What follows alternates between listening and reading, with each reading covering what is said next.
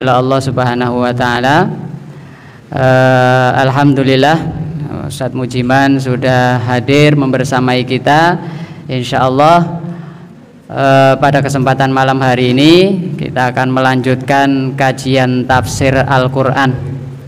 Monggo seperti biasa sebelum dimulai kita buka dengan membaca basmalah bersama-sama. Bismillahirrahmanirrahim. Terima kasih, semoga pengajian pada kesempatan malam hari ini diberikan kelancaran dan keberkahan oleh Allah Subhanahu wa taala. Baik, untuk selanjutnya inti kajian sebelum nanti kemudian juga ada sesi tanya jawab. Untuk selanjutnya waktu dan tempat dipersilahkan kepada Ustadz Mujiman.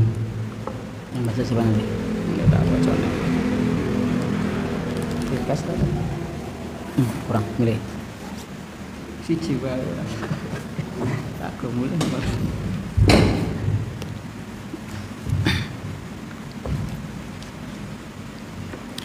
Assalamualaikum warahmatullahi wabarakatuh. Alhamdulillah, innal hamdalillah nahmaduhu wa nasta'inuhu wa nastaghfiruh wa na'udzu bihi min syururi anfusina wa min sayyiati a'malina. May yahdihillahu fala mudhillalah wa may yudlilhu fala hadiyalah. Asyhadu an la ilaha illallah wahdahu la syarikalah wa asyhadu anna Muhammadan abduhu wa rasuluh. Allahumma salli wa sallim ala rasulika wa habibika Muhammad ibn Abdillah wa ala alihi wa sahbihi wa man ittaba'a huda wa jahada fi sabilihi ila yaumiddin, amma ba'du. Bapak dan Ibu, ikhwan dan akhwat, keluarga besar PRM Sitomulyo yang saya hormati, pertama-tama kita panjatkan puji dan syukur kehadiran Allah. Alhamdulillah, di kesempatan malam kali ini Allah anugerahkan kepada kita nikmat yang berlimpah. Dan nikmat terbesar yang kita miliki saat ini adalah nikmat iman dan nikmat Islam. Setelah bersyukur kepada Allah, salawat dan salam semoga tercurah pada Nabi kita Nabi Muhammad sallallahu alaihi wasallam sebagai uswah hasanah kita. Adapun yang ketiga, kita lanjutkan untuk taklim kita. Kita masih di tafsir surat Al-Buruj. Di kesempatan yang lalu, tafsir ini membahas bagaimana orang-orang terdahulu di dalam mempertahankan keimanan mereka. Mereka harus rela mengorbankan jiwa, raga, dan nyawa mereka. Bahkan mereka harus meregang nyawa untuk mati di parit yang berapi. Satu contoh keteladanan keteguhan iman. Mereka memiliki iman yang kuat sehingga mereka rela meskipun harus mati, yang penting tetap dalam keadaan iman. Dan mereka semua tidak disiksa melainkan karena mereka beriman. Sebagaimana firman-Nya, wa ma naqamu minhum illa ayyuminu billahil azizil hamid. Bahwasanya mereka tidak menyiksanya melainkan karena mereka beriman kepada Allah yang maha perkasa lagi maha terpuji. Allah lah pemilik langit dan bumi, dan Allah menyaksikan segala sesuatu. Pasti yang mereka kerjakan kelak akan dibalas oleh Allah Subhanahu wa ta'ala. Dan orang-orang yang menyiksa, orang-orang yang beriman baik laki-laki maupun perempuan, innalladzina fatanul mu'minina wal mu'minat, orang-orang yang menyiksa orang beriman laki-laki maupun perempuan, tsumma lam yatubu, kemudian tidak mau bertobat, falahum adzabu jahannam, bagi mereka siksa api neraka jahannam, walahum adzabul hariq, dan bagi mereka siksa yang membakar. Dan ini hanya hak Allah semata untuk membakar, karena kita tidak boleh menyiksa makhluk dengan cara membakar. Tidak boleh ta'dzib binnar illa rabbun nar, tidak boleh menyiksa dengan api kecuali Tuhan pemilik api. Maka yang boleh menyiksa dengan api hanya Allah Subhanahu wa ta'ala semata. Maka orang-orang yang menyiksa hamba-hamba Allah dengan api, bersiap-siaplah, karena kelak akan dibakar api oleh Allah Subhanahu wa ta'ala di nerakanya, yang panasnya 70 kali lipat daripada panas api yang ada di dunia. Innalladzina amanu, sesungguhnya orang-orang yang beriman, wa amilus solihat, dan beramal soleh, lahum jannatun tajri min tahtihal anhar, bagi mereka surga yang mengalir di bawahnya sungai-sungai. Dzalikal fauzul kabir, yang demikian itulah keberuntungan yang besar. Ayat ini menjelaskan kalau kesudahan orang-orang yang kufur, yang menyiksa orang-orang yang beriman, lalu mereka tidak bertaubat padahal sudah dikasih kesempatan bertaubat, menunjukkan bahwa Allah Maha Pengampun, karena seburuk apapun mereka, selama masih mau bertobat maka dosanya akan diampuni. Karena Allah itu yaghfirud dzunuba jami'ah, mengampuni semua dosa. Tidak ada dosa yang tidak diampuni, semua dosa diampuni jika kita mau bertobat kepada Allah. Maka kemudian ayat menjelaskan tentang orang-orang yang beriman dan beramal soleh, diberikan balasan oleh Allah Subhanahu wa taala berupa surga. Surga yang mengalir padanya sungai-sungai. Sungai yang dimaksud di sini adalah sungai di surga yang semuanya siap minum.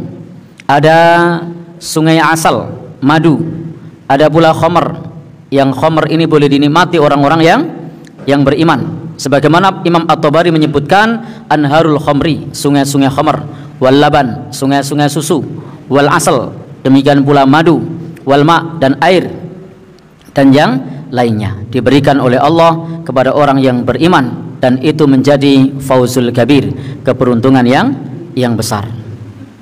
Maka la sa'adata wala fauza, tidak ada kebahagiaan dan tidak ada keberuntungan melebihi masuk ke dalam surga Allah Subhanahu wa taala. Karena masuk ke dalam surga adalah keberuntungan yang besar, dan nanti masih ada nikmat yang lebih besar lagi ketika orang beriman melihat Allah Subhanahu wa taala. Karena puncak nikmat di surga kelak ketika seorang hamba melihat Allah Subhanahu wa taala. Baik Bapak dan Saudara yang berbahagia yang dirahmati Allah Subhanahu wa taala, maka di sini disebutkan untuk siapakah surga itu? Untuk innalladzina amanu, untuk orang yang beriman. Maka orang yang tidak beriman tidak bisa masuk surga. Orang yang mendustakan ayat-ayat Allah Subhanahu wa taala tidak akan masuk surga. Bahkan la tufattahu lahum abwabus sama, mereka tidak dibukakan pintu langit. Wala yadkhulunal jannah, dan mereka tidak masuk surga hatta yalijal jamal fi samil khiyat, sampai ada unta yang masuk ke lubang jarum. Maka disebut innalladzina amanu adalah orang yang beriman dengan murni. Tidak boleh keimanannya itu dicampuri dengan kesyirikan. Maka orang yang sum'ah, orang yang riya, orang yang memamerkan amalnya, maka tidak mendapatkan apa-apa. Sebagaimana sabdanya bahwasanya Allah berfirman, ana agnas syuraka anis syirki, aku paling tidak butuh dengan perserikatan. Faman amila amalan asyraka fihi ghairi, barang siapa yang beramal dengan suatu amalan yang menyekutukan diriku dengan selainku, taraktuhu wa syirkahu, aku tinggalkan dia dan aku tinggalkan sekutunya. Jadi pentingnya untuk tidak menyekutukan Allah Subhanahu wa taala. Karena beriman yang diterima adalah iman yang tidak dicampuri dengan kezaliman. Maknanya tidak dicampuri dengan kesyirikan. Karena ketika orang masih menjalankan kesyirikan, maka amalnya ditolak, amalnya tidak diterima. Amal yang diterima adalah amal yang di situ tidak terselip kesyirikan. Maka innalladzina amanu, sesungguhnya orang-orang yang beriman adalah iman tauhid, wa amilus solihat, dan beramal soleh. Maknanya apa? Amal soleh di sini adalah amal yang sesuai dengan tuntunan Nabi kita Shallallahu Alaihi Wasallam. Karena melakukan suatu amal yang bukan dengan syariat, maka amal itu batal, amal itu ditolak. Man amila amalan laisa alaihi amruna fahuwa raddun. Barang siapa beramal dengan suatu amalan yang tidak ada tuntunannya, maka amal tersebut tertolak. Sehingga ketika kita beramal, maka penting kita perhatikan apakah amal tersebut ada tuntunannya atau tidak. Kalau ada tuntunannya, kerjakan. Tidak ada tuntunannya, tidak perlu dikerjakan. Dan kita juga tidak perlu untuk membuat racikan zikir-zikir yang diracik sendiri. Cukup bagi kita pada zikir-zikir yang sudah diajarkan oleh Nabi kita Sallallahu Alaihi Wasallam. Maka disebut orang yang beriman, maknanya adalah iman tauhid. Iman sebagaimana di dalam rukun iman. Kemudian wa amilus solihat, yakni beramal soleh maknanya adalah ittiba, mengikuti tuntunan Nabi Shallallahu Alaihi Wasallam. Maka Allah janjikan surga yang mengalir di bawahnya sungai-sungai, yang mala ainun ra'at, tidak pernah terlihat oleh mata, wala udhunun sami'at, tidak terdengar oleh telinga, wala khatara ala qalbin bashar, dan tidak terlintas di dalam hati manusia. Maka apa yang diceritakan tentang kehidupan surga, maka itu lebih daripada yang diceritakan, daripada yang kita bayangkan. Karena kita hanya bisa membayangkan apa yang pernah kita saksikan, sementara nikmatnya surga tak bisa kita bayangkan karena kita belum pernah menyaksikan. Dan disebutkan oleh sahabat Ibnu Abbas, laisa fid dunya syai'un mimma fil jannah illal asma' faqat. Di dunia ini tidak ada sesuatu yang di surga kecuali namanya saja. Jadi kecuali namanya saja. Di surga nanti ada apel, tapi jangan bayangkan kalau apelnya sama dengan apel di dunia. Di surga nanti ada pisang, tapi jangan dibayangkan seperti pisang di depan rumah. Karena apa? Disebutkan oleh Ibnu Abbas, laisa fid dunya syai'um mimma fil jannah. Tidak ada sesuatu pun di dunia ini atas apa yang ada di surga, melainkan hanya namanya saja. Jadi namanya sama, tapi rasanya beda, sensasinya beda, nikmatnya beda, hanya sama dalam hal nama. Di surga ada susu, jangan dibayangkan susunya sama dengan pabrikan lokal di sini. Jangan dibayangkan bahwasanya susunya sama dengan ternak yang Bapak Ibu miliki. Kenapa? Karena yang sama hanya namanya, tapi rasanya berbeda. Karena memang nikmat di surga itu adalah nikmat yang tak tertandingi, nikmat yang tidak tertandingi. Maka Imam Ibnu Qayyim al-Jauziyah juga pernah menyebutkan, anharuha fi ghairi ukhdudin jarad, sungai-sungainya tanpa ada parit-parit. Jadi sungai-sungainya mengalir tanpa ada parit. Sungai mengalir tanpa parit. Subhana mumsikha anil fayudon. Maka Maha Suci Allah pengendalinya sehingga jauh dari banjir. Jadi meskipun tidak pakai parit-parit, maka semua terkendali dengan baik karena itu kuasa Allah Subhanahu wa ta'ala. Maka siapa saja yang masuk ke dalam surga itu dzalikal fauzul kabir. Itu adalah keberuntungan yang besar. Jadi itu keberuntungan yang besar, keselamatan dari segala sesuatu yang ditakuti di dalamnya tercapai. Jadi keselamatan dari segala sesuatu itu tercapai ketika kita masuk surga. Karena di surga tidak ada lagi ketakutan. Di surga tidak ada lagi iri dan dengki. Di surga tidak ada lagi kekhawatiran. Maka itu adalah keberuntungan yang besar. Berbeda ketika kita di dunia. Ketika di dunia kita sering merenung, ada banyak hal yang harus kita hadapi sehingga menimbulkan kesedihan. Kesedihan atas masa lalu, kesedihan atas apa yang akan datang. Dan memang Nabi kita juga mengajarkan kepada kita agar berlindung dari kesedihan masa lalu dan kesedihan yang akan datang. Allahumma inni a'udzubika minal hammi wal hazani. Alham, kesedihan, memikirkan masa depan. Al-hazan, kesedihan atas apa yang terjadi. Kira-kira Bapak Ibu biasanya kalau sedih masa depan atau masa lalu? Ya, dua-duanya. Masa lalu, apa ini? Utang. Bukan masa depan. Karena ada orang yang sudah susah itu masa depan. Besok mau piknik, belum punya koper. Memikirkan masa depan nih, besok saya pikniknya bawa apa? Ya kan? Nah, karena teman-temannya dapat kabar sudah pada posting kopernya bagus-bagus. Sehingga sedihnya terhadap masa depan. Maka alhamdulillah kalau seperti ibu ini bisa terbebas dari sedih masa depan. Karena tidak semua orang bisa terbebas dari sedih masa depan. Sudah dipikirkan satu pekan sebelumnya, lihat teman-temannya pada posting koper yang bagus-bagus begitu. Wah, itu sudah ngergesi duluan itu. Saya besok pakai apa ini? Sudah mulai dipikirkan mau pinjam siapa ya? Tempatnya Pak Mujiman orang duwe. Yang banyak ini tempatnya Pak Muslim. Karena beliau travel haji dan umroh, kopernya banyak. Tapi boleh dipinjam atau harus beli? Nah, kepikiran lagi kan? Nah, ya. Kalau dipinjam kayaknya tidak boleh. Baik, harus beli itu. Pripun? Baik. Jadi kesedihan terhadap masa depan. Seperti tadi, besok mau kopernya apa? Padahal hanya sekedar mau piknik. Ada pula sedih masa depan, mau wisuda, seragamnya belum dapat. Besok saya seragamnya minjem di mana, nyari di mana, dipikirkan. Padahal itu tidak perlu menjadi satu kesedihan. Dijalani saja. Ditugasi presentasi. Sebenarnya tagnya sudah jadi, sudah dibuatkan temennya, cuma tugas presentasi. Tapi malamnya itu sudah mulai berpikir macam-macam, tidak bisa tidur, usak-usek. Kenapa? Karena memikirkan besok mau presentasi, berharap kalau dosennya tidak hadir semua, berharap kalau orang-orang yang biasa bertanya jelimet tidak hadir. Kenapa? Sedih atas apa yang akan terjadi.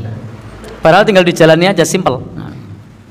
Tapi kadang orang bersedih atas apa yang akan terjadi. Baik. Tapi di surga kelak tidak ada kesedihan masa depan, tidak ada kesedihan masa lalu. Kalau di dunia ini kita berdoa, Allahumma inni a'udzubika minal hammi wal hazan. Ya Allah, aku berlindung kepadamu dari kesedihan masa depan dan kesedihan masa lalu. Nanti di surga kita tidak doa itu, karena tidak ada lagi kesedihan masa depan, tidak ada lagi kesedihan masa lalu. Tidak hanya itu, di surga nanti tidak capek, tidak lelah, tidak letih, tidak bosan, tidak jengkel, tidak marah, tidak iri, tidak dengki.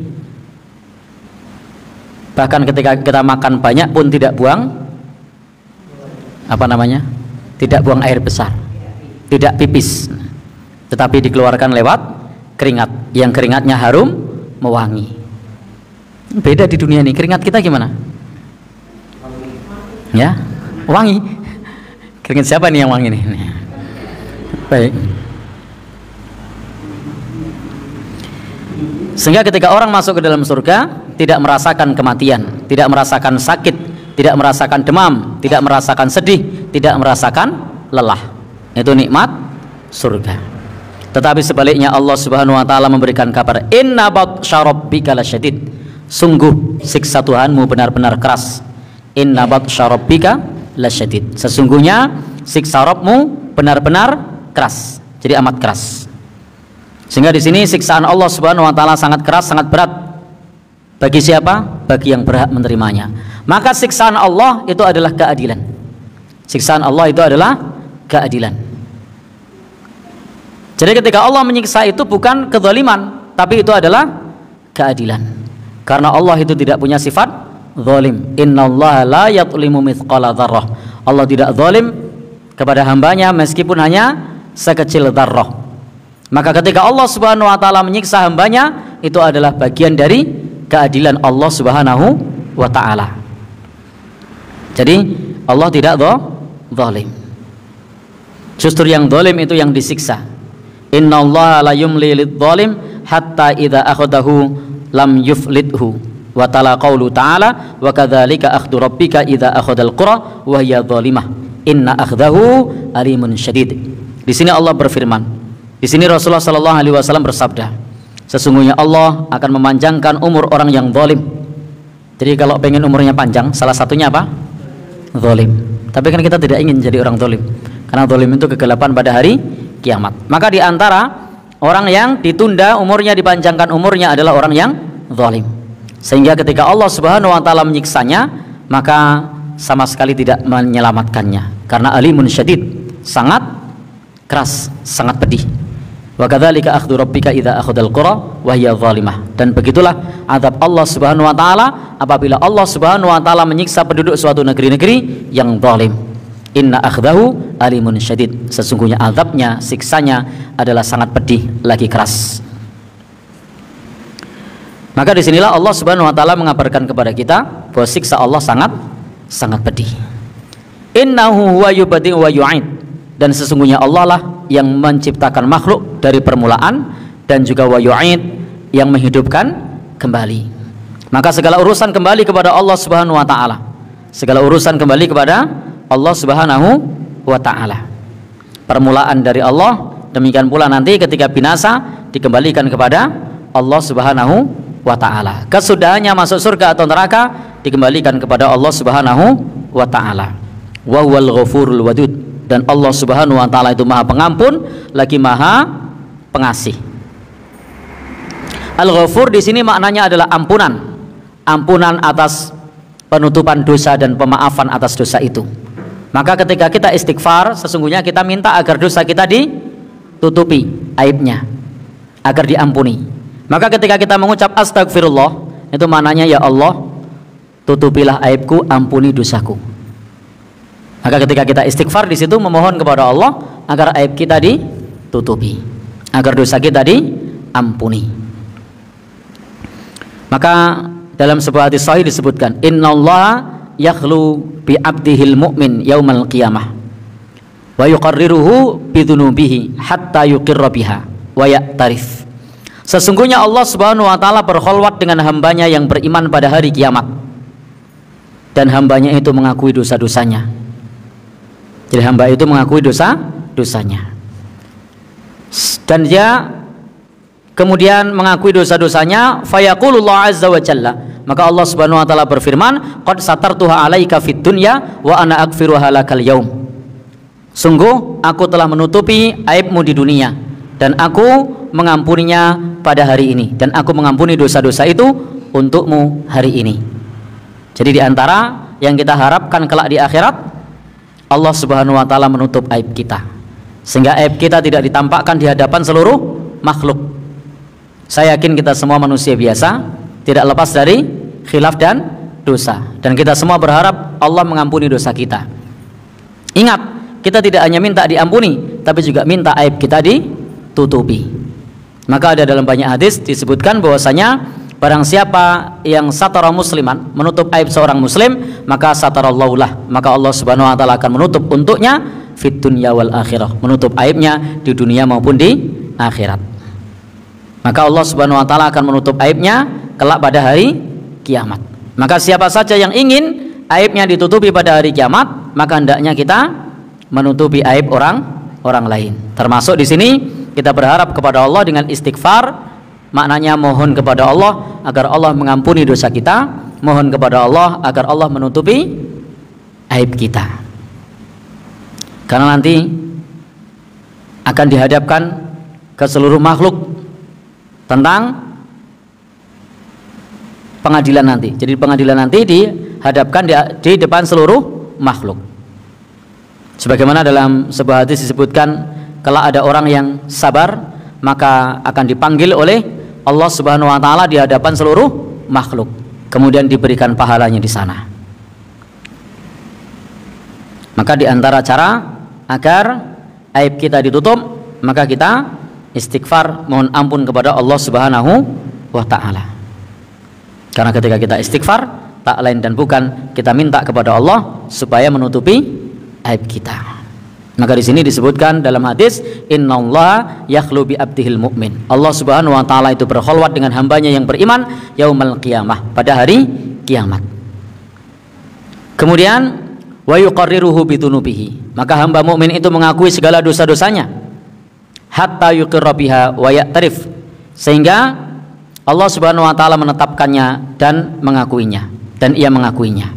Maka Allah kemudian berfirman, qad satartuha 'alaika fid dunya, sungguh aku telah menutupinya untukmu di dunia, wa ana aghfiruha lakal yaum, dan aku mengampuninya untukmu pada hari ini. Wa wal ghafurul wadud, yang maha pengampun. Jadi Allah di sini yang maha pengampun. Setiap kita yang bertobat pasti akan Allah ampuni, kecuali pintu tobat sudah tertutup. Kapan pintu tobat tertutup? Ketika matahari sudah terbit dari arah barat. Pintu tobat tertutup ketika nyawa sudah sampai di tenggorokan. Selain Al-Ghafur, Allah Subhanahu wa taala juga punya sifat Al-Wadud, maha pengasih. Kita sering mendengar mawaddah, cinta. Allah maha pengasih. Dari kata wud di sini maknanya cinta, yang artinya cinta murni. Wadud di sini Allah Subhanahu wa taala tercinta dan Allah Subhanahu wa taala mencintai. Maka mencakup dua aspek. Bahwasanya Allah Subhanahu wa taala zat yang mencintai. Bapak dan saudara yang berbahagia yang dirahmati oleh Allah Subhanahu wa taala, maka di dalam Al-Qur'an Allah berfirman, "Qul in kuntum tuhibbunallaha fattabi'uni." Jadi kita di situ disebutkan manusia jika kalian benar-benar mencintai Allah, maka Allah itu yang maha apa istilahnya, Allah Subhanahu wa taala itu yang berhak untuk kita cintai. Tetapi Allah sendiri zat yang maha mencintai, mengasihi, mengampuni dosa-dosa hambanya. Maka Allah firmankan, yuhibbukumullah, Allah mencintaimu, Allah mengasihimu, wa yaghfir lakum dzunubakum. Dan demikian pula Rasulullah sallallahu alaihi wasallam menjadi lebih dicintai oleh Allah Subhanahu wa taala, dan Rasul sallallahu alaihi wasallam mencintai para sahabat-sahabatnya. Suatu saat Rasulullah sallallahu alaihi wasallam di dalam perang Khaybar itu bersabda, la u'tiyana rayah ghadan rajulan yuhibbullah wa rasulah, bahwa rayah ini, atau rayah itu apa, panji atau bendera, bahwa bendera ini besok akan aku berikan kepada seorang laki-laki yang dia mencintai Allah dan Rasulnya, dan Allah dan Rasulnya mencintainya. Maka fabatan nas, orang-orang pada saat itu bermalam, dan mereka sangat berharap bahwa kelak adalah orang-orang yang diberi kepercayaan untuk membawa panji Islam. Tetapi kemudian di pagi hari, aina Ali bin Abi Thalib, di mana Ali bin Abi Thalib? Di sini yang Allah cintai adalah Ali bin Abi Thalib, dan Ali bin Abi Thalib seorang hamba yang mencintai Allah. Kemudian orang-orang berkata, yashtaki ainah, yakni dalam keadaan sakit kedua matanya. Fada'a bihi, maka kemudian Nabi sallallahu alaihi wasallam pun memanggilnya. Maka kemudian fabasaqa fi ainai, maka kemudian Rasul meludahi kedua matanya. Fabari'a, maka sembuh. Ka'alam yakun bihi waja' fil hal, seolah-olah sahabat Ali belum pernah sakit. Ini juga diantara bentuk mukjizat Rasulullah, sakit mata diludahi sembuh. Ustaz Muslim oleh tiru-tiru loh. Baik, ya, ini mukjizat Rasulullah Sallallahu Alaihi Wasallam. Tidak ada orang sakit lalu diludahi Ustaz Muslim, nah, ya, sembuh betul saat itu. Ya, baik, barmangan sambel gitu ya, kepedesan. Baik, dan ini diantara mukjizat Rasulullah Sallallahu Alaihi Wasallam. Maka bagi kita yang biasa meruqyah sekalipun, hindari meludahi mata. Ini kekhususan bagi Nabi.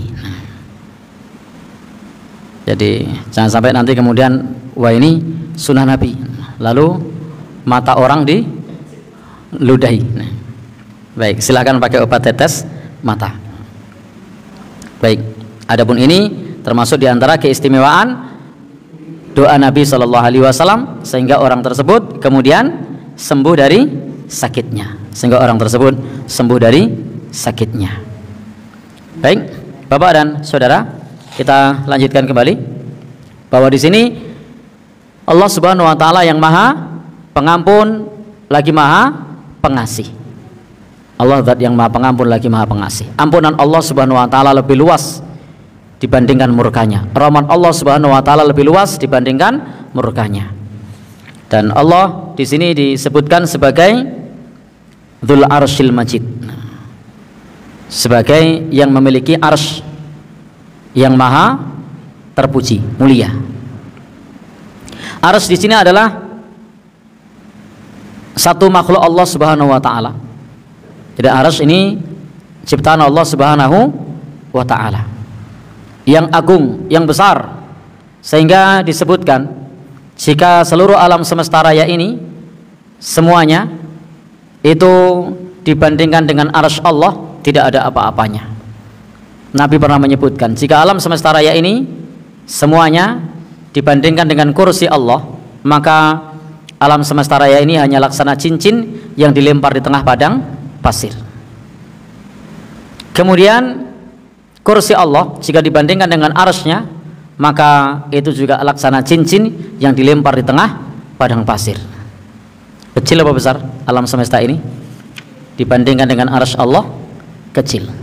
Tetapi alam semesta raya ini jika dibandingkan dengan kita, maka kita sangat kecil dan alam semesta ini raya besar.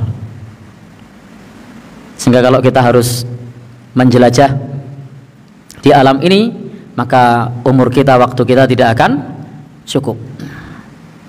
Ada perjalanan sekian ribu tahun cahaya, sementara kita umurnya tidak sampai ribuan tahun.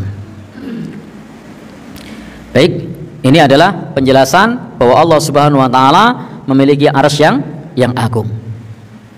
Dan ini kuasa Allah Subhanahu wa taala. Karena Allah itu disifati fa'alul lima yurid, maha berkehendak, maha berbuat, maha berkehendak. Allah itu punya kehendak. Maka terserah kepada Allah mau punya arsy, mau punya malaikat, mau punya yang lainnya, itu terserah kepada Allah.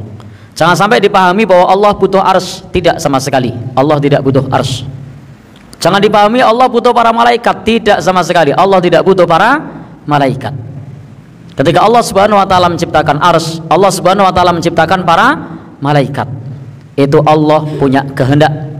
Allah fa'alun lima yurid. Allah maha berbuat sesuai dengan kehendaknya. Sehingga karena disebut fa'alun lima yurid, maka alam semesta ini diciptakan oleh Allah sesuai dengan kehendak Allah. Termasuk Allah menciptakan para malaikat, itu kehendak Allah. Allah menciptakan arsy, itu kehendak Allah Subhanahu wa ta'ala. Allah maha berkehendak. Jangan sampai kemudian pikiran kita digiring, kalau demikian Allah butuh makhluknya. Tidak, sama sekali Allah tidak butuh makhluknya. Bahkan makhluk itu yang butuh kepada Allah Subhanahu wa ta'ala. Kenapa harus ada para malaikat? Allah maha berkehendak, maha berbuat. Demikian pula tidak perlu kita tanyakan kenapa Allah menciptakan arsy, itu Allah maha berkehendak. Baik, maka kita semua meyakini bahwa arsy adalah makhluk Allah Subhanahu wa taala yang a'dzamul makhluqat, makhluk yang paling besar dan lebih luas daripada langit dan bumi. Lebih luas daripada langit dan bumi, lebih besar dari seluruh makhluk. Dan Allah Subhanahu wa taala zat yang maha terpuji, zat yang maha tinggi dibandingkan seluruh makhluknya.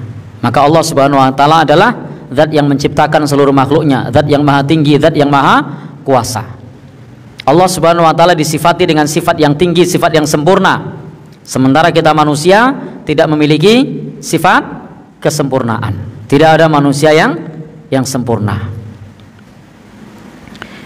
Baik Bapak, Ibu dan saudara yang berbahagia yang dirahmati Allah Subhanahu wa taala, maka di sini disebutkan fa'alun. Ini harus kita pahami betul bahwa Allah Subhanahu wa taala adalah zat yang maha berkehendak. Tidak ada yang bisa mendikte kehendak Allah Subhanahu wa taala. Sehingga kita tidak boleh mempertanyakan kenapa Allah menciptakan malaikat. Apakah Allah butuh malaikat? Tidak boleh kita mempertanyakan kenapa Allah menciptakan arsy, apakah Allah butuh arsy? Tidak sama sekali. Tetapi Allah maha berkehendak. Demikian pula kenapa Allah menciptakan manusia? Apakah Allah butuh manusia? Tidak sama sekali. Allah tidak butuh kepada manusia. Tetapi manusia diperintahkan oleh Allah untuk beribadah. Dan kita beribadah itu akan kembali kepada diri kita sendiri. Jadi ketika kita beribadah itu akan kembali kepada diri kita sendiri. Kemudian Allah Subhanahu wa taala berfirman, hal ataka hadisul junud, apakah sudah datang kepada kalian cerita tentang junud, para tentara, Fir'aun wa Samud, dari Fir'aun dan kaum Samud. Jadi di sini membicarakan tentang kondisi orang terdahulu yang dihinakan oleh Allah Subhanahu wa taala, yakni siapa dia? Ya, Fir'aun. Disebut junud, tentara, atau disebut junud dimaknai sebagai penentang. Fir'auna yakni kaumnya Fir'aun, wa Samud dan kaum Samud. Kedua-duanya ini sering disebut di dalam Al-Qur'an. Intinya baik Fir'aun maupun Samud itu sama-sama menentang nabinya, sama-sama tidak mau patuh kepada nabinya. Maka disebutkan di sini sebagai apakah telah datang kepadamu cerita tentang kaum penentang, yakni kaum Fir'aun dan juga kaumnya Tsamud. Meskipun mereka semua sangat kuat, meskipun mereka semua dahulunya sangat dikdaya, tetapi mudah bagi Allah Subhanahu wa taala untuk mencabut kekuasaan itu dari mereka. Bahkan Allah Subhanahu wa taala jadikan Fir'aun jasadnya dihinakan oleh umat manusia sampai hari ini. Maka kisah Fir'aun itu dikisahkan di dalam banyak ayat. Yang Nabi Musa alaihissalam diutus salah satunya adalah untuk menyadarkan Fir'aun. Tetapi ternyata sampai akhir hayat dia tidak bertobat. Dia bertobat ketika nyawa sudah sampai di tenggorokan dengan mengatakan amantu kama amanat bihi banu Israel. Aku beriman sebagaimana berimannya Bani Israel. Baik Bapak dan Saudara yang berbahagia yang dirahmati Allah, dan Fir'aun itu disifati sebagai orang yang otoriter, orang yang keras, orang yang sombong, yang mengklaim dirinya sebagai Tuhan dengan mengatakan ana rabbukumul a'la, aku adalah Tuhanmu yang paling tinggi. Padahal Tuhan bukan dia, bukan. Bahkan dia perintahkan teknokratnya yang namanya Haman untuk membuat menara tinggi. Lalu kemudian dia naik ke sana lalu melongok ke atas kanan kiri dan dia mengatakan saya tidak menjumpai adanya Tuhan.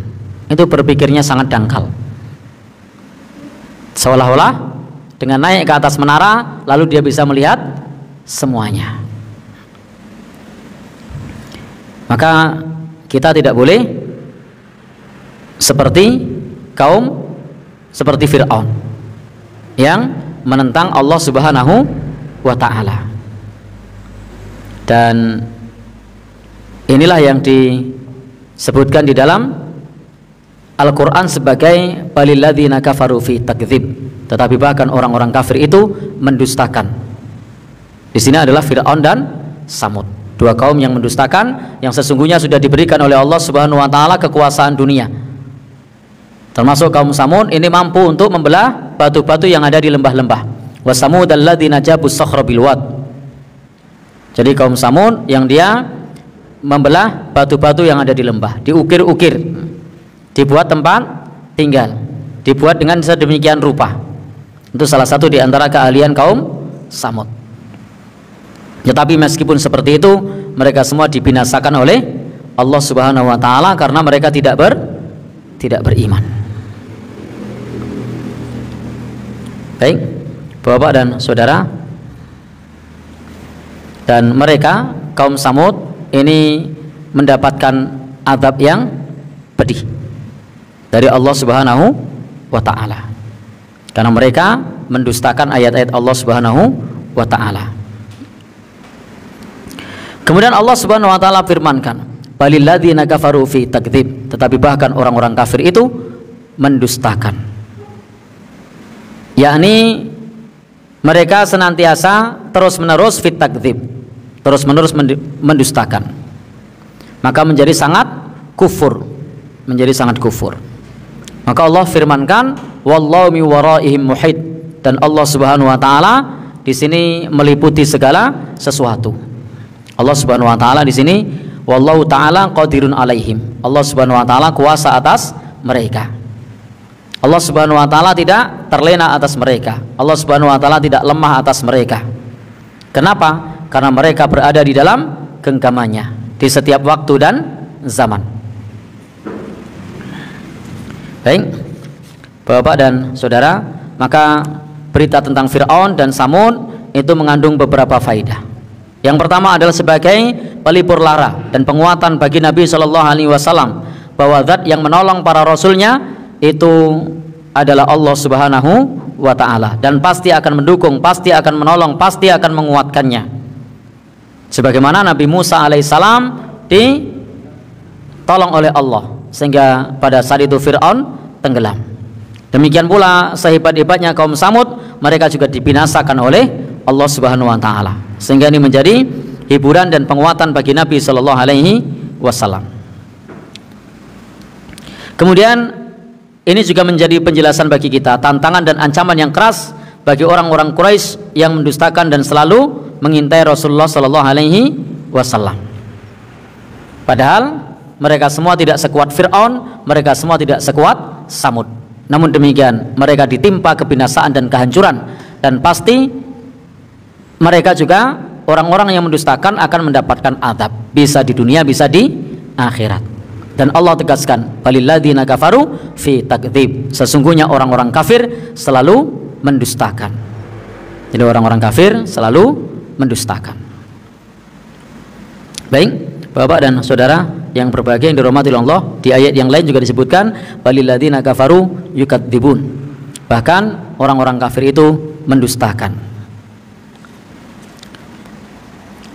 Baik, Bapak dan Ibu-ibu yang berbahagia yang dirahmati Allah Subhanahu wa taala, dan kita tidak boleh kufur dengan ajaran yang dibawa oleh para rasul. Tidak boleh mendustakan ajaran yang dibawa oleh para rasul. Dan kita semua sudah mengetahui bahwa Allah Subhanahu wa taala telah menjelaskan bahwa kaum Nuh telah mendustakan semua rasul, padahal mereka tidak mengetahui kecuali rasul mereka sendiri, dan dia adalah Nabi Nuh alaihissalam. Maka demikian pula orang-orang yang mendustakan Nabi Muhammad sallallahu alaihi wasallam, mereka telah mendustakan para rasul dan para nabi Allah Subhanahu wa taala selain beliau. Jika orang Yahudi mengklaim bahwa mereka beragama dan mengikuti Taurat yang dibawa oleh Nabi Musa alaihissalam, maka kita sebagai umat Islam mengikuti Al-Qur'anul Karim, mengikuti firman Allah Subhanahu wa taala, dan kita mengakui kitab-kitab sebelumnya. Tetapi pengakuan kita terhadap kitab-kitab sebelumnya adalah membenarkan yang dibenarkan Al-Quran, mendustakan yang didustakan Al-Quran. Sementara yang Al-Quran tidak membenarkan dan tidak mendustakan, kita boleh mengambil hikmahnya dengan prinsip la tukadzibu wa la tusaddiqu. Tidak boleh bagi kita untuk membenarkan dan tidak boleh pula bagi kita untuk mendustakan, karena kita tidak tahu bagian mana di dalam kitab-kitab tersebut yang masih asli. Tetapi di situ dijelaskan bahwasanya kita sebagai umat Islam, kalau di dalam Al-Quran membenarkan, maka kita benarkan apa yang ada di kitab-kitab sebelumnya sesuai dengan keterangan di dalam Al-Quran. Kalau Al-Quran mendustakan, maka kita juga mendustakan. Tetapi Al-Quran tidak membenarkan, tidak mendustakan, maka silahkan diambil hikmah. Karena memang Allah Subhanahu wa taala perintahkan kepada semua untuk masuk ke dalam agama Allah Subhanahu wa taala. Nabi pernah bersabda, apa sabdanya? Walladzi nafsu Muhammadin biyadi, demi zat yang jiwa Muhammad berada di tangannya, la yasma'u bi min hadhil ummah, yakni ummat ad-da'wah, tidaklah mendengar namaku umat ini, yakni umat yang perlu didakwahi, yakni Yahudi wala Nasrani, demikian pula Nasrani, thumma la yu'minu billah, kemudian tidak beriman kepada Allah, la yu'minu bima ji'tu, tidak beriman terhadap apa yang aku bawa, illa kana min ashabin nar, melainkan menjadi penghuni neraka. Jadi kita semua wajib beriman dengan risalah yang dibawa oleh Nabi Muhammad sallallahu alaihi wasallam. Kalau tidak beriman bagaimana? Illa kana min ashabin nar, melainkan akan menjadi penghuni neraka. Baik.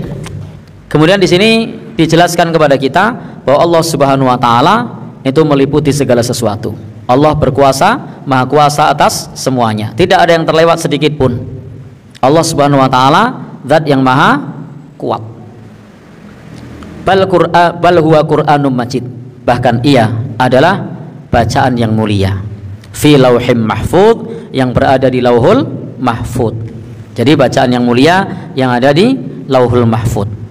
Maka yang dimaksud adalah Al-Quran yang ada di lauhul mahfud. Baik Bapak dan Saudara, maka tercatat di lauhul mahfud, catatan ini tidak pernah diganti dan tidak pernah diubah.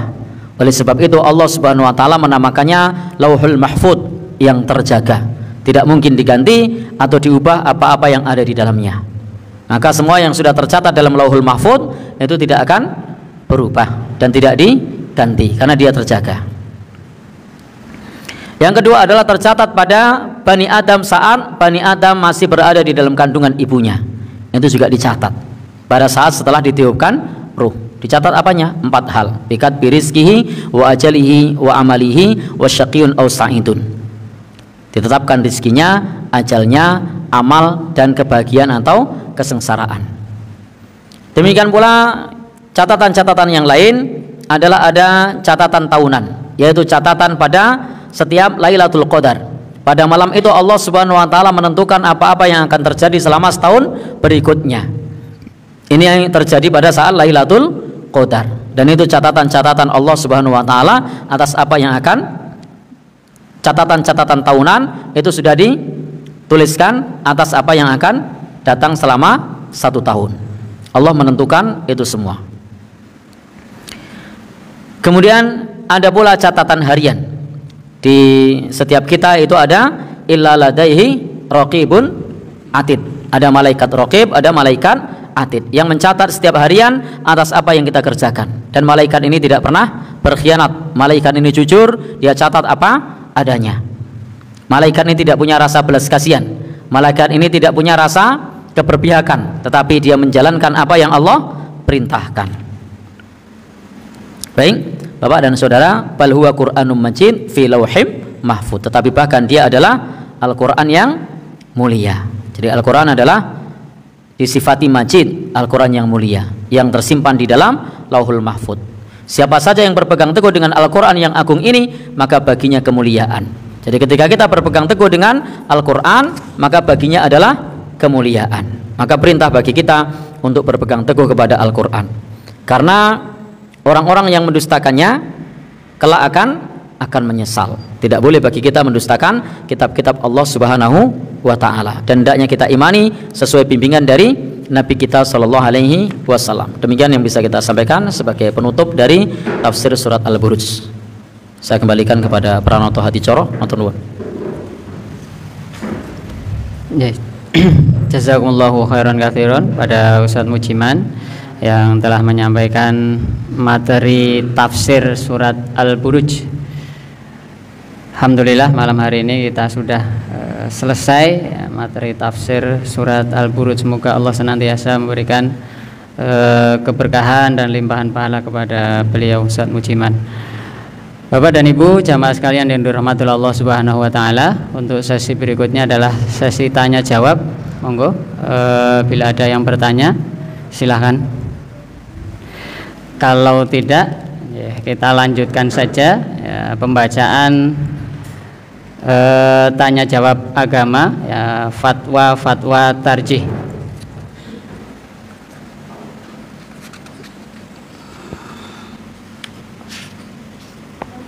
Ini berhubung Ustadz Sugeng berhalangan hadir, langsung saya bacakan saja. Jadi kita ambil di jilid yang ke-8 ya, bab 1 ya, seputar akhlak. Yang pertama adalah hukum memakan daging yang tidak diketahui disembelih dengan membaca basmalah atau tidak. Pertanyaan, kami sering mendapatkan undangan makan di rumah tetangga, makan di warung, atau menerima kiriman makanan dari tetangga. Di dalam makanan-makanan tersebut ada daging yang kami tidak tahu apakah ketika disembelih sesuai dengan syariah Islamiyah termasuk membaca basmalah atau tidak. Pertanyaan kami adalah bagaimana cara untuk mengatasinya? Bolehkah kami memakannya atau harus kita tinggalkan? Mohon dijelaskan dengan dalilnya. Penanya Abdullah Mandiraja. Jawaban, sebelum kami menjelaskan cara mengatasinya, kami kutipkan terlebih dahulu dalil-dalilnya, baik ayat Al-Quran maupun hadis Nabi Shallallahu Alaihi Wasallam. Yang pertama adalah dalil dari Al-Quran.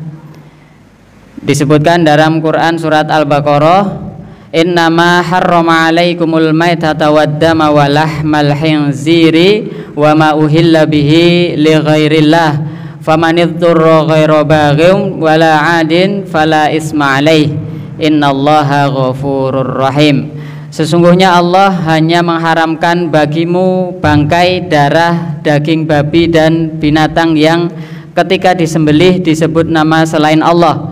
Tetapi barang siapa dalam keadaan terpaksa memakannya, sedang dia tidak menginginkannya dan tidak pula melampaui batas, maka tidak ada dosa baginya. Sesungguhnya Allah Maha Pengampun lagi Maha Penyayang. Quran surat Al-Baqarah ayat 173. Kemudian dalam hadis disebutkan Anis Sa'bi anin Nu'mani bani Bashirin qala sami'tuhu yaqulu sami'tu Rasulullah sallallahu alaihi wasallam yaqulu innal halala bayyinun wa innal harama bayyinun wa bainahuma mustabihatun la ya'lamuhunna katsirun minan nas faman ittaqash syubuhati istabara'a lidinihi wa irdihi wa man waqa'a fi syubuhati waqa'a fil harami karra'i yar'a haulal hima yushaku ayyarta'a fihi ala wa inna likulli malikin himan ala wa inna himallahi maharimuhu ala wa inna fil jasadi mudghah idza saluhat saluhal jasadu kulluhu wa idza fasadat fasadal jasadu kulluhu ala wahyal qalb.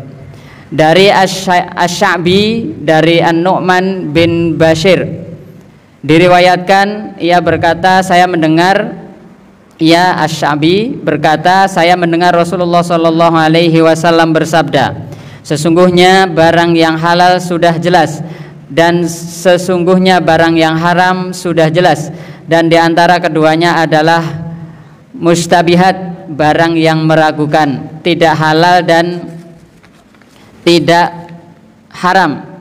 Sebagian besar manusia tidak dapat mengetahuinya, maka barang siapa menjaga diri dari syubhat, berarti ia telah membersihkan agamanya dan kehormatannya. Dan barang siapa jatuh dalam syubhat, maka ia telah jatuh dalam barang haram, bagaikan penggembala yang menggembalakan binatang ternak di sekitar tanaman suaka, maka tentu saja binatang tersebut nyaris memakannya. Ketahuilah bahwa setiap raja mempunyai barang suaka, dan sesungguhnya barang suaka Allah adalah barang-barang yang diharamkannya. Ketahuilah bahwa di dalam jasad terdapat mudghah, sepotong daging. Apabila mudghah tersebut baik, maka seluruh jasad menjadi baik, dan apabila mudghah tersebut rusak, maka seluruh jasad menjadi rusak. Ketahuilah bahwa mudghah tersebut adalah al-qalb, yaitu adalah hati.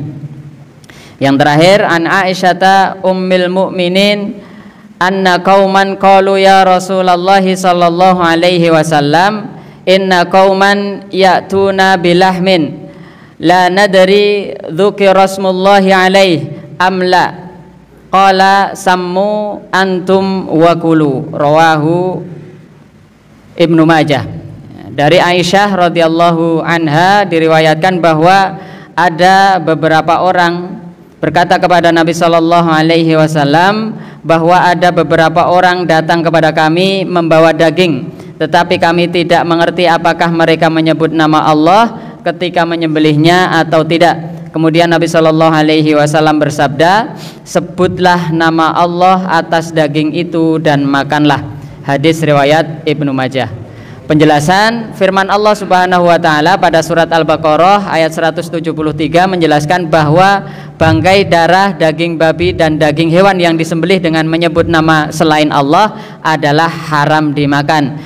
Dimaksudkan dengan bangkai ialah hewan yang mati tanpa disembelih atau disembelih tetapi tidak sesuai dengan cara penyembelihan menurut syariat Islamiyah.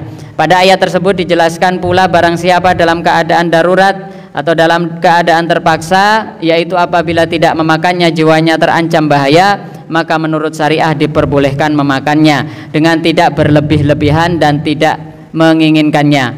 Kemudian pada hadis yang diriwayatkan oleh Imam Muslim dari Abu Hurairah dan Ibnu Abbas dijelaskan bahwa binatang buas yang mempunyai taring dan burung yang mempunyai cengkeram, pemakan daging juga diharamkan memakannya sekalipun disembelih dengan cara syar'i. Kemudian pada hadis yang diriwayatkan oleh Imam Bukhari dari Aisyah, Nabi Muhammad SAW memberikan jalan keluar jika tidak mengerti apakah ketika menyembelihnya telah membaca basmalah atau tidak. Jika demikian maka sebelum memakannya diharuskan membaca basmalah, ya, Bismillahirrahmanirrahim, agar menjadi halal. Tetapi apabila tetap ragu-ragu maka sebaiknya ditinggalkan saja, sebagaimana disebutkan dalam suatu hadis yang diriwayatkan oleh Hasan bin Sinan, da'ma yaribuka ila ma la yaribuka, ya, tinggalkanlah apa yang meragukan kamu, ambillah apa yang tidak meragukan kamu. Ditakhrijkan oleh Al-Bukhari. Kesimpulannya adalah makanlah apa yang dihalalkan oleh Allah, tetapi janganlah berlebih-lebihan. Tinggalkanlah apa yang diharamkan oleh Allah Subhanahu wa taala, tinggalkanlah segala mustabihat, tidak jelas halal dan haramnya, untuk membersihkan agama dan kehormatan diri. Jika dalam keadaan darurat diperbolehkan makan yang diharamkan Allah asal tidak karena menginginkannya dan tidak melampaui batas. Terakhir, jika tidak mengetahui apakah ketika disembelih dibacakan basmalah atau tidak, maka wajib membaca basmalah sebelum memakannya. Jika tetap ragu-ragu tentang kehalalannya, lebih baik ditinggalkan. Ya, demikian jamaah sekalian yang dirahmati Allah Subhanahu wa taala, ya, pembacaan tanya jawab agama, ya, fatwa-fatwa tarjih, ya, tim majelis tarjih dan tajdid pimpinan pusat Muhammadiyah yang diserbitkan oleh Suara Muhammadiyah. Baik, mungkin ada tambahan Ustaz Mujiman sedikit? Cekap. Baik, Bapak Ibu yang dirahmati Allah Subhanahu wa taala, saya kira kita sudah cukup. Mari pengajian pada kesempatan malam hari ini kita akhiri dengan membaca hamdalah dan doa kafaratul majlis. Alhamdulillahirabbil alamin. Subhanakallahumma wa bihamdika asyhadu an la ilaha illa anta astaghfiruka wa atubu ilaik. Billahi taufik wal hidayah wal afu minkum. Assalamualaikum warahmatullahi wabarakatuh.